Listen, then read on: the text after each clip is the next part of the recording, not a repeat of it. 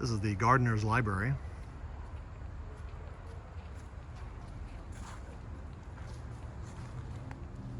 So what I'm going to do is intersperse some of these videos that I did with photos that I took about 20-25 years ago, because I know that the T-Rex fell apart and they cleaned it up. So I'm going to have some photos of what the T-Rex used to look like and what the sugar mill looked like before they put the cover, the metal cover on the top.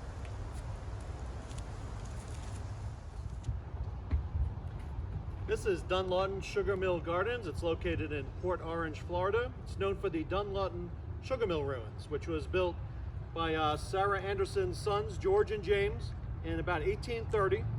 She had purchased the plantation from an Englishman, and she named it Dunlawton because her maiden name was Dunn, and the two men she bought it from were named Lawton, so Dunlawton. And this sugar mill was very prosperous in the 1830s, but in December of 1835, the Second Seminole War broke out. In January, a force of Seminole Indians destroyed the plantation and the sugar mill, and the sugar mill sat in disrepair for several years. And Sarah Anderson sold it to John Marshall, and he rebuilt the sugar mill. He used machinery from the Kruger and DePeister sugar mill in New Smyrna Beach, and built a big operation here, employed 25 slaves in a labor force, and produced sugar, molasses, and rum. This plantation also moved on and closed down by the Civil War. This was used by the Confederates as a rallying point to muster for the service. So let's go take a look at the sugar mill, and then we're going to take a look at Bongoland, which was a theme park that was opened in the 1950s.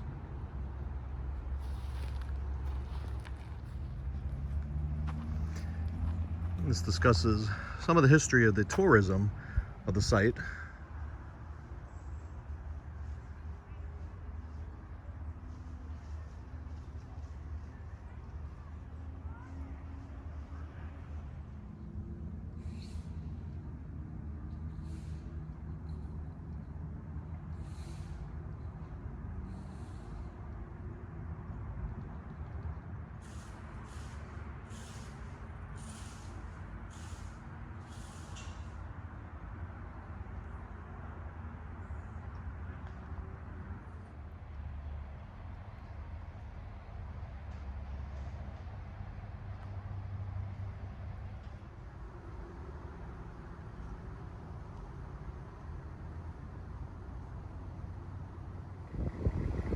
And here we can see the two chimneys from the Dunlawton Sugar Mill ruins.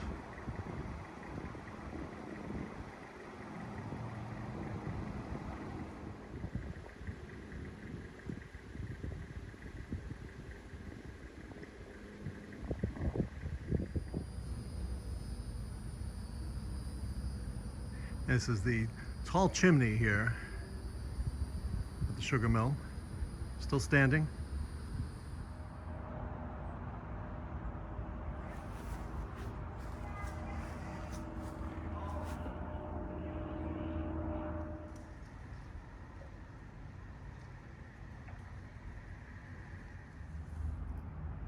And in the brick walling here for the boiler room, some etchings, old initials.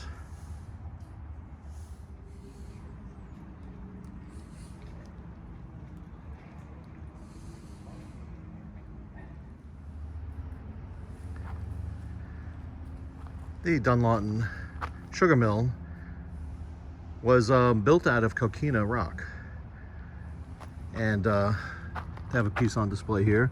And it's filled with shells and limestone, and it's very rough surface, but it's also very soft.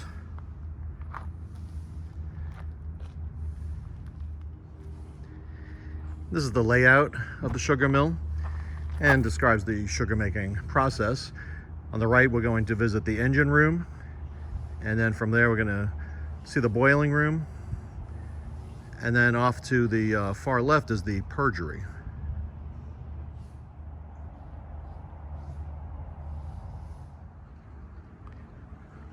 Okay, we're going to take a tour inside under this sheltering, which was added about 20 years ago, in the early 2000s.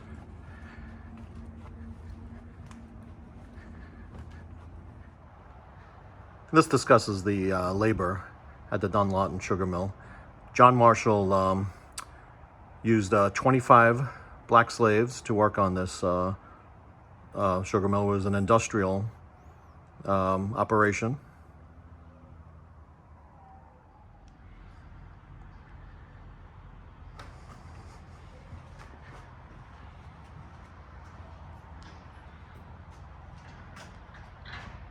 Okay, so we have some rollers here and a major gear here.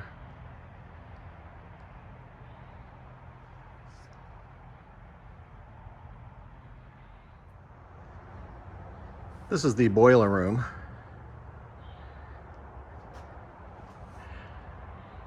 And a massive piece of machinery right here.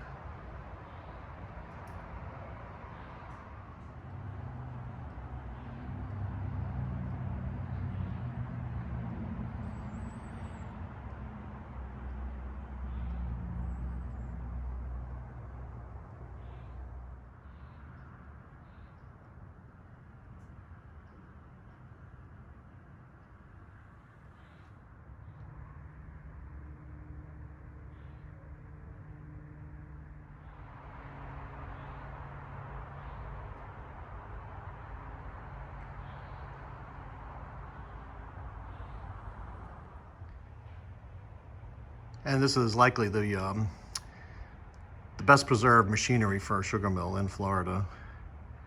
It's very impressive.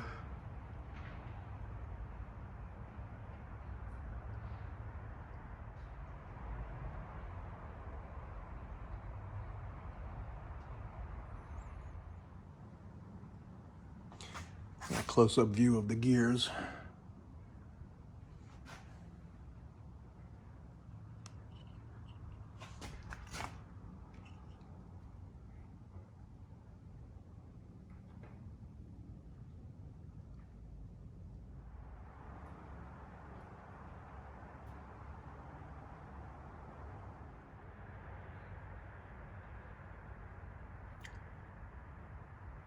And where the smaller gear connects to this much larger gear.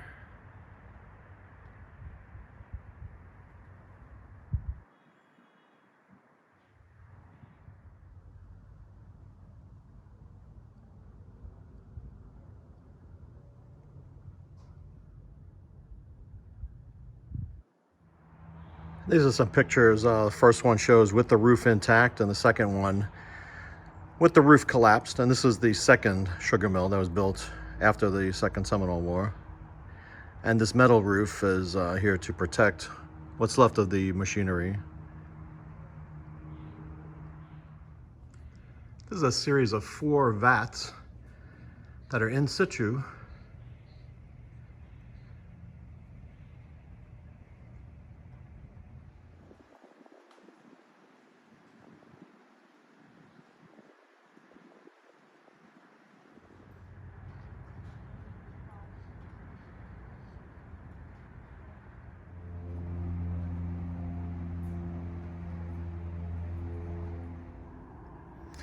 Another view of a missing vat, but a very well preserved vat container, brick container.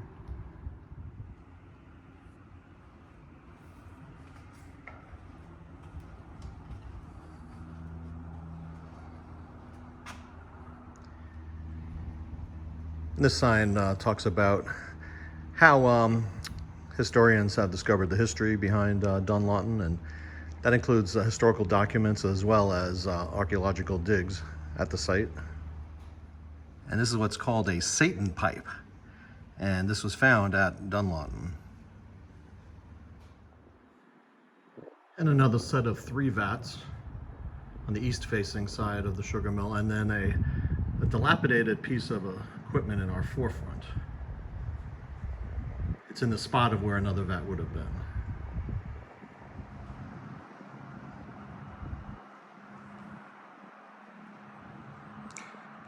And moving on up in this direction above the roof would be the chimney.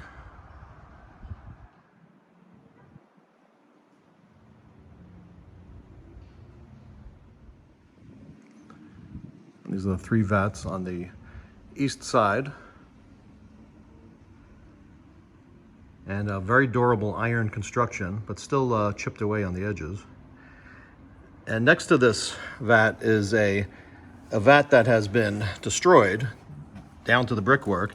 And you can see underneath how they would heat up the vats through these tunnels.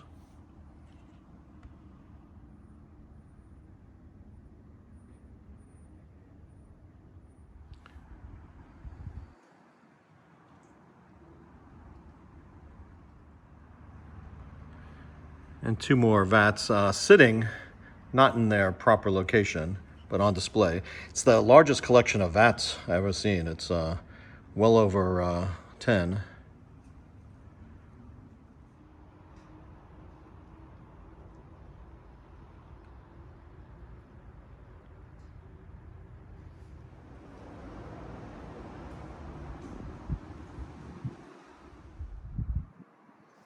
Some more of the graffiti.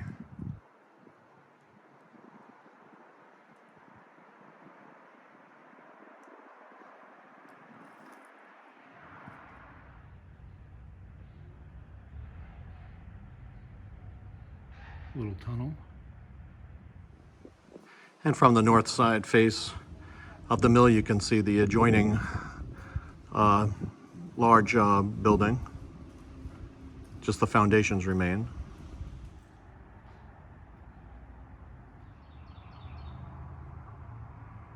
This here is 3 gears on a roller.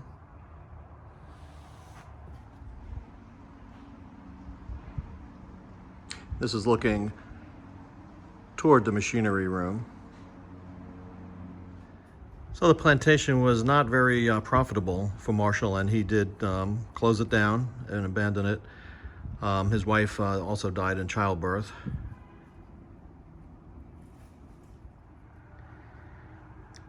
And they call Wildcat Kowakuchi in Seminole warrior the most dangerous chieftain. And he laid havoc to this area of Volusia County during the Second Seminole War.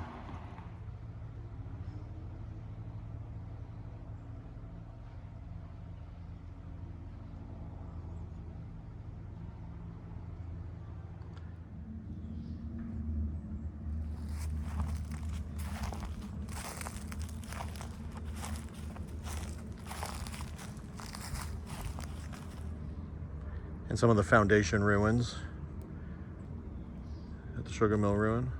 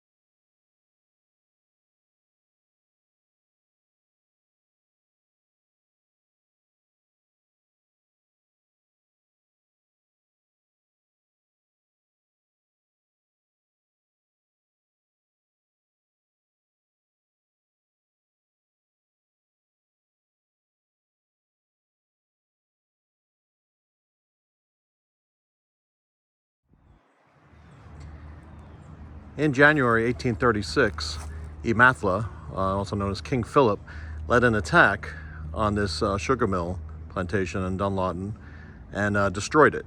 It was one of many sugar mills that were destroyed during the early first month of the Second Seminole War.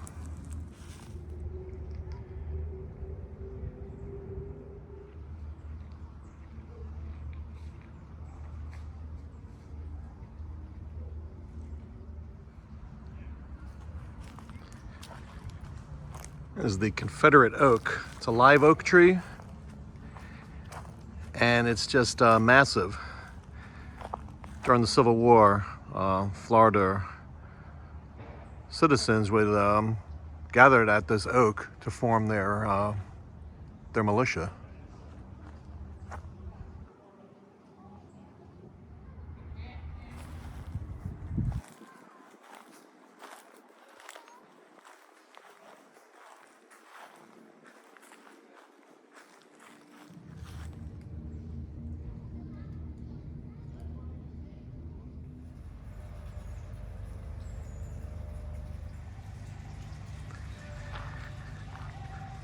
These are some rollers from the sugarcane mill.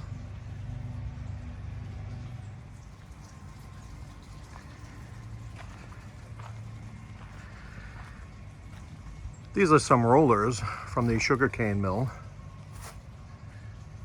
Again, more machinery that was abandoned here.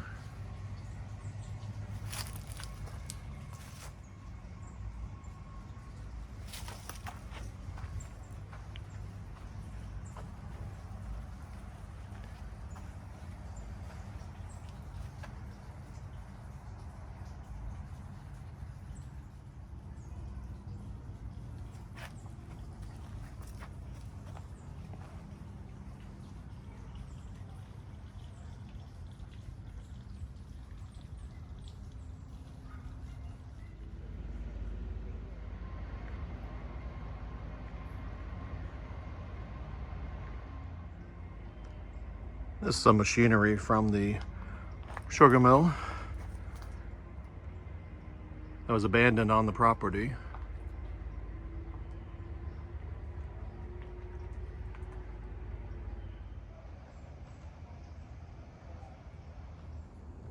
Hi, and this is Bongoland, and this is the part of the Dunlawton sugar mills that was turned into a theme park by Dr. Perry Sperber.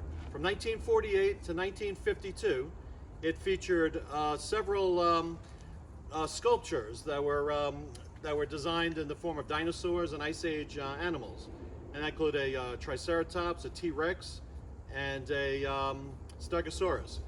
So he would have his tourists would ride trains around the park and view the animals, or the reptiles. But eventually it flopped, and but they're still preserved in this park.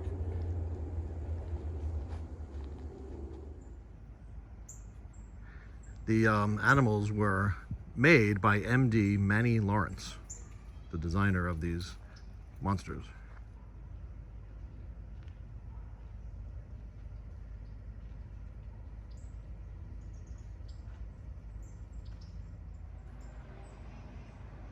This is the Stegosaurus with its scaly back.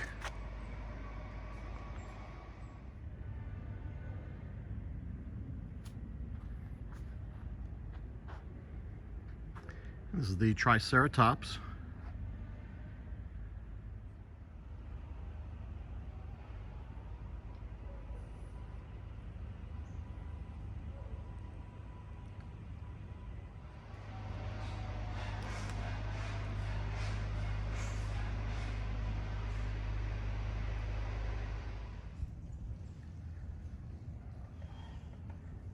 This is the Dimetrodon. It's a scale model, much smaller than many of the other statues here at the park.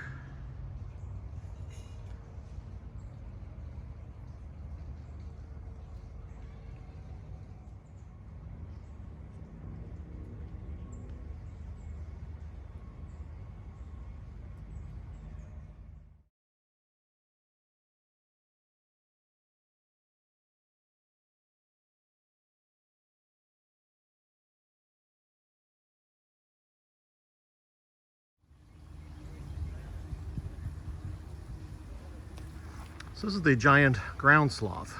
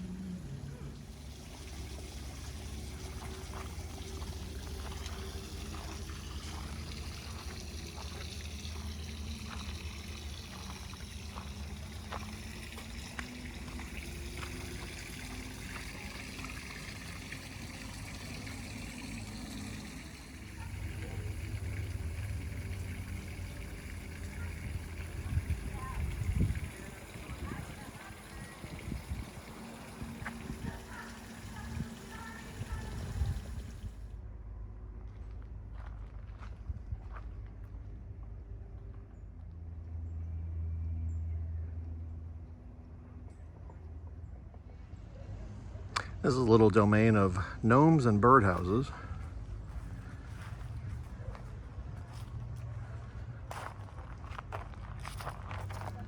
And fairies and butterflies.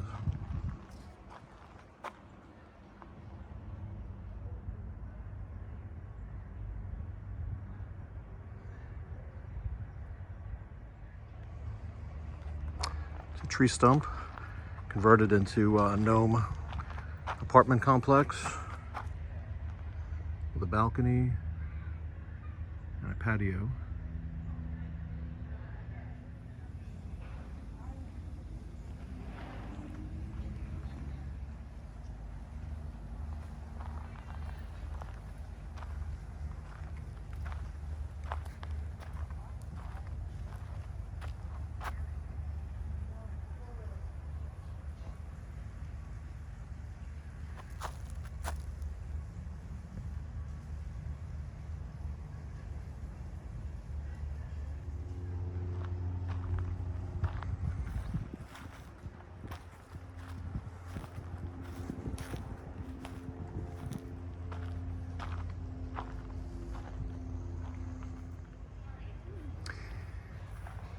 This plant is known as Turk's Cap.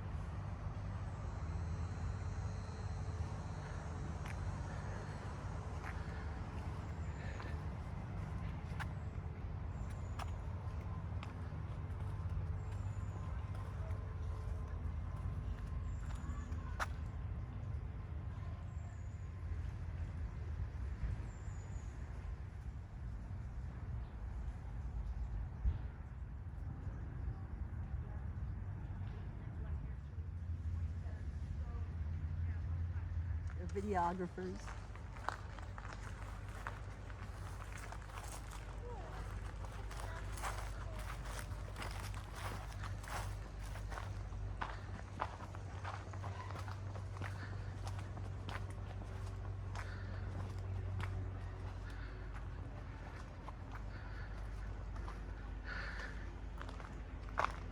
And this is what they call the outdoor wedding chapel.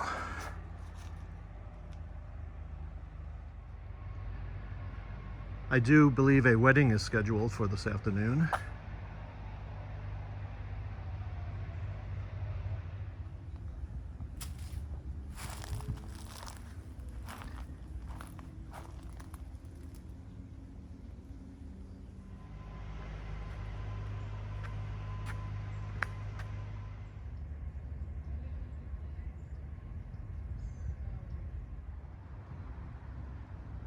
This plaque discusses the Battle of Dunlawton Plantation, which was a mile or two further closer to the river, but the sugar mill itself was damaged as a result of that battle. It was destroyed by the Seminole Indians in the Second Seminole War.